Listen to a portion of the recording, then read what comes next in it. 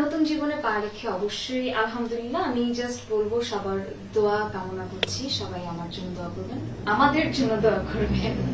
So yes, just আমি চাই যে আমরা একজন একজনের সঙ্গে সারা জীবন একসাথে চলতে যেন পারি, হাতে হাত রেখে যেন চলতে পারি, এবং সবার দোয়া ছাড়া তো এটা পসিবল না। সবাই জাস্ট আমাদের দোয়া করবেন যেন আমরা সুখে শান্তিতে থাকতে পারি এবং সবাইকে ভালো রেখেই যেন নিজেরা ভালো থাকতে পারি।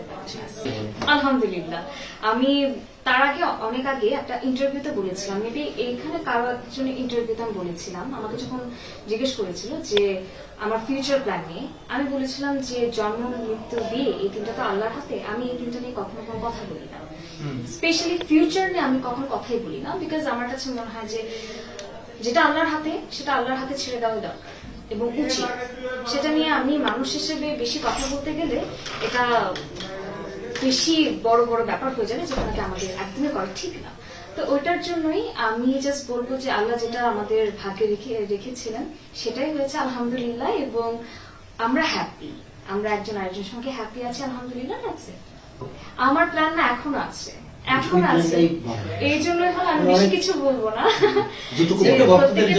পার্সোনাল লাইফ নিয়ে একটা তো প্ল্যান থাকে, তো সেই প্ল্যান অনুযায়ী হলো আমি চাচ্ছিলাম যে বিয়েটা তো জাস্ট নিকাহ পড়ানো যেটা, সেটা হলো একদমই পার্সোনাল একটা ব্যাপার, জাস্ট দুই পরিবারের ব্যাপার।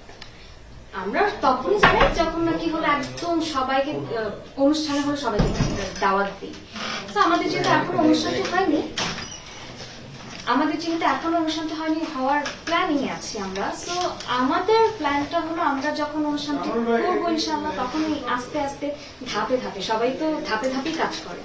সো ইয়েস, আমি মিডিয়াতে আছি, আমি মিডিয়াতে কাজ করছি, বাট স্টিল আমারও কোনো স্বপ্ন আছে, আমারও অনেক প্ল্যান আছে, প্রত্যেকটা সাধারণ মানুষের মধ্যে, প্রত্যেকটা মেয়ের মতোই।